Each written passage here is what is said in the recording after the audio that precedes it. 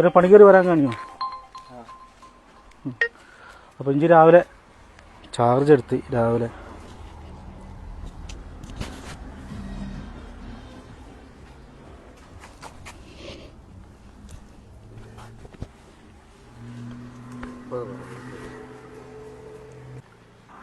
ഇത് അച്ഛനാണ്, അമ്മ, പിന്നെ വൈഫും കുട്ടികളും കൂടെ ഇല്ല. ഒരാളിപ്പോൾ നമ്മുടെ നാസിക് ഡോണിൻ്റെ പരിപാടിയായിട്ട് പിന്നെ മുനിസിപ്പാലിറ്റിയിൽ ഇപ്പോൾ ഉണ്ട്.